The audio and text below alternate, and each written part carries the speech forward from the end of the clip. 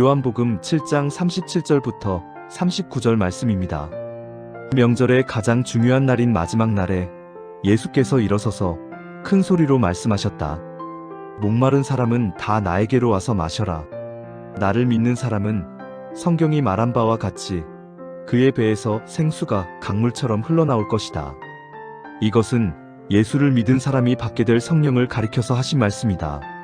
예수께서 아직 영광을 받지 않으셨으므로 성령이 아직 사람들에게 오시지 않았다. 오늘 본문의 배경은 유대인들의 가장 큰 명절 중에 하나인 초막절이에요. 초막절이 되면 이름 그대로 예루살렘이 거대한 캠핑장이 됩니다. 광야 생활 동안 자신들을 보호하셨던 하나님을 기억하면서 집이 아니라 초막을 짓고 지내는 거예요. 한 일주일 정도. 그 중에요, 중간에 어떤 의식이 진행이 되냐면 실로암 못에서 물을 길러 올리는 의식이 진행이 됐습니다. 초막절을 지내는 그 시기가 건기가 지나가고 이른 비를 기다리는 시기다 보니까 제사장들이 실로암 연못에서 물을 길어서 성전 제단에 붓는 의식이 거행되는 거예요. 그러면 그 뒤로는 이제 백성들이 따르면서 호산나를 외치며 찬양했다라고 알려져 있습니다. 그리고 본문 37절에 이렇게 시작하는 겁니다.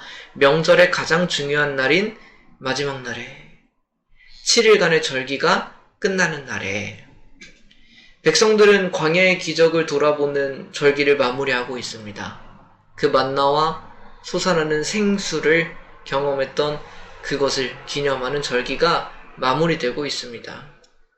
그렇다면 그들은 이제 모두 만족하면서 돌아갔을까? 아니면 그 모든 절기를 보내고도 여전히 그 생수와 같은 은혜를 기다리고 있을까? 그런 현장 속에서 예수님께서 외치시는 거예요. 그렇게 만나와 생수가 주어졌던 그때를 기념하는 그들에게 물을 길러오는 의식을 하면서 정말 주님께서 우리에게 비로 허락하여 주시기를 구하는 그들에게 주님 말씀하십니다. 목마른 사람은 다 나에게로 와서 마셔라. 화려한 축제에 물을 바라던 백성들에게 외치시던 그 말씀이죠. 물이 무엇을 의미할까? 어쩌면 그 외침이 오늘날 수많은 성공과 즐거움을 쫓으면서도 여전히 공허해하는 우리를 향한 외침은 아닐까라는 것을 살펴보려 합니다. 예수님께서는 우리들을 초대하십니다. 그런데 한 가지 조건이 있죠. 목마름이요. 목마름을 느끼지 않는 사람은 주님을 찾지 않아요. 자신의 목마름을, 자신의 갈급함을, 자신의 공허함을 느끼는 사람이 주님을 사실 찾아요. 우리에게 부족한 것이 없고 문제가 없으면 사실 우리는 그럼에도 불구하고 예수님을 믿을 것 같지만 그렇지 않다. 우리는 무엇을 찾고 있습니까? 말씀처럼 우리는 무엇을 마시며 살고 있나요? 우물가에서 만난 사마리아 여인처럼 애인 혹은 배우자에게서 삶의 만족과 변화를 추구하고 있나요? 좋은 직장에 들어가면, 좋은 학교에 들어가면 만족스러울 것 같나요? 지금 하는 사업이, 준비하는 계획이 잘 되면 다른 것은 잘 모르겠고 더 다양한 경험을 해보고 내가 더 즐거운 경험을 많이 해보면 만족스러울까? 여러분, 목마르다고 음료수나 커피를 많이 마시면요, 더 갈증이 찾아옵니다. 결국 단순하게 그 물을 추구하게 된다고요.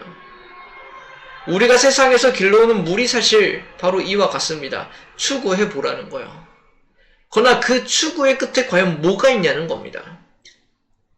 왜 현대사회를 살아가는 우리들에게는 그 과거에 살았던 어떤 시대의 사람보다 더 많은 것을 누리고 더 많은 것을 경험하고 있는데도 왜 서로 사랑하지 못하고 그 마음은 여전히 공허하여 더 많은 것, 더 빠른 것을 추구하게 될까요? 그것은 진정한 물이 아니기 때문에 그래요. 그런데 우리가 이를 정직하게 받아들여야 돼요. 어떤 이들은 이를 애써 계속해서 부인한단 말입니다. 좋은 학교를 내가 나왔으니까 이제 이어서 좋은 직장에 가면 내가 이때까지 참고 공부했던 의미가 있겠지. 지금보다 더 해보고 싶은 것, 나는 아직도 해보지 못한 것이 있으니까 그건 더 해보면은 만족할 수 있을 거야. 아직 충분히 누리지 못해서 그런 거야. 젊음의 때를 아직 다 보내지 않아서 그런 거야.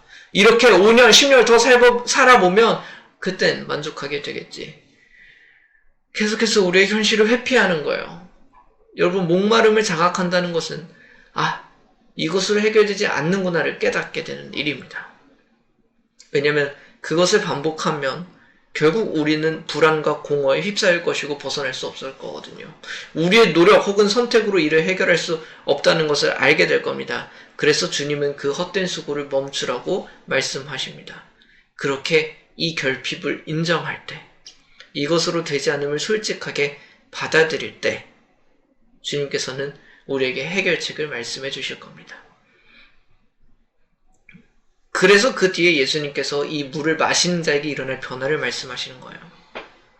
본문 38절, 나를 믿는 사람은 성경이 말한 바와 같이 그의 배에서 생수가 강물처럼 흘러나올 것이다.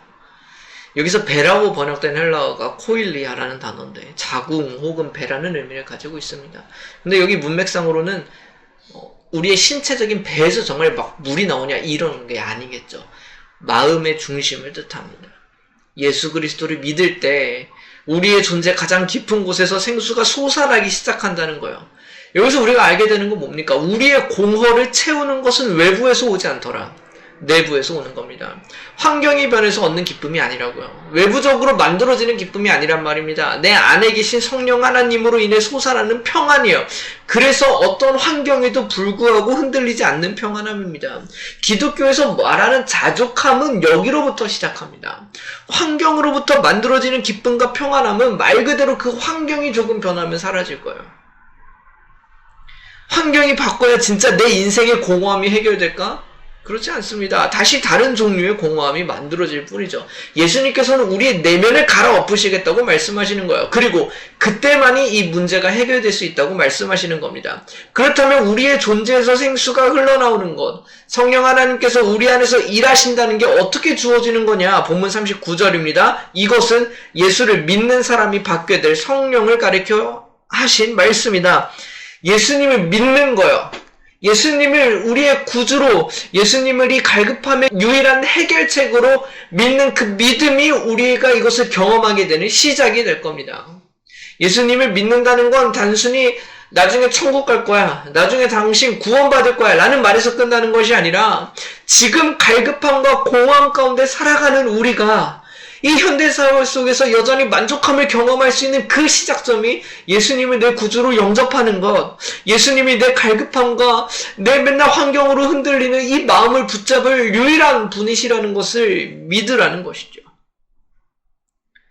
그러나 그 뒤에 말씀을 봐야 됩니다. 예수께서 아직 영광을 받지 않으셨으므로 성령이 아직 사람들에게 오지 않았다. 요한복음에서 특별히 예수님께서 말씀하시는 영광은요, 십자가 사건을 말해요. 그분께서 십자가를 지셔서 우리의 죄를 다 지심으로, 다 해결하심으로, 우리의 가장 근본적인 그 죄의 문제를 해결하심으로, 우리의 타락과 어둠의 문제를 해결하심으로, 그리고 부활하셔서 우리의 존재를 새롭게 하시고 우리에게 마침내 빛을 허락하심으로 이 일을 해주시겠다는 겁니다.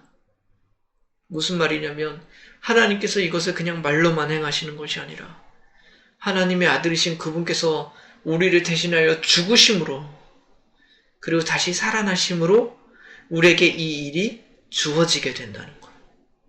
그게 주님께서 영광을 받으실 때 일어나는 일이다라고 설명하는 겁니다. 주님이 우리를 위하여 십자가를 지셨기 때문에 성령 하나님께서 우리에게 이 일을 시작하시는 것이고 성령 하나님께서 우리에게 이 일을 시작하시기 때문에 우리가 더 이상 공허하지 않아도 된다라는 거예요.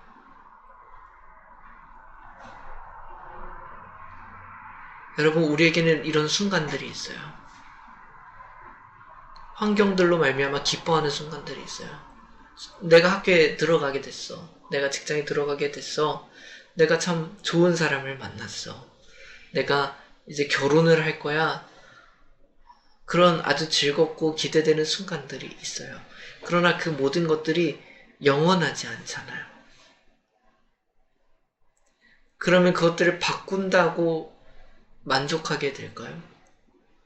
내가 이 사람으로는 만족할 수 없으니까 다른 사람으로 갈아타면 만족하게 될까요? 내가 이 일에서는 만족을 경험하지 못했으니까 다른 일을 하면 만족하게 될까요? 여러분, 더 많은 경우가 그렇지 않습니다. 여전히 또 다른 갈증에 시달리는 거예요. 주님은 그래서 말씀하십니다. 내게로 와서 마셔라. 예수님을 믿는 자에게 나타나는 이 열매를 경험하시기를 간절히 소원합니다.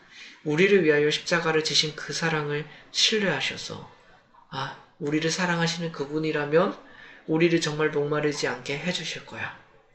그리고 그분이 정말 하나님의 아들이라면 우리의 목마름을 해결하실 방법을 가장 잘 아시는 분이야.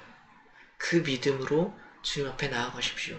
그리고 주님 앞에 단순히 천국과 구원만을 바라는 게 아니라 주님, 제 인생이 공허해요. 제 인생이 갈급합니다. 제 인생이 허무합니다. 를 올려드리면서 정말 마르지 않는 생수가, 마르지 않는 만족함이, 어떤 주변의 환경으로부터, 세상으로부터 흔들리지 않는 그 평안함이 제게 있게 하여 주십시오를 진실되게 구할 수 있는 우리가 되었으면 좋겠고, 그렇게 영원토록 마르지 않는 그 샘물 곁에서 참된 안식을 누리는 우리가 되었으면 좋겠습니다. 잠시 함께 기도합시다.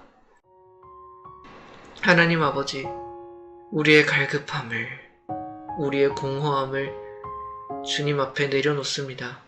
세상에 얻을 수 있는 것으로 우리의 이 공허함을 채우려 했던 어리석음을 불쌍히 여겨주시고 용서하여 주십시오. 대신 우리를 위하여 십자가를 지셨던 예수 그리스도를 다시 바라보기를 소망합니다. 그분을 믿게 하시고 그분에게 은혜를 구하게 하시고 성령 하나님께서 우리 가운데 좌정하시기를 구하게 하여 주시옵소서. 그때 마침내 우리 마음속에서 주님께서 주시는 그 은혜가 넘칠 것을 믿고 부족함이 없는 만족함이 가득히 채워질 것을 믿습니다. 주님, 이 일을 우리 안에서 행하여 주시옵소서. 주님께서 우리와 그렇게 충만하게 함께하여 주시기를 간절히 소망하며 예수 그리스도 이름으로 기도드립니다. 아멘.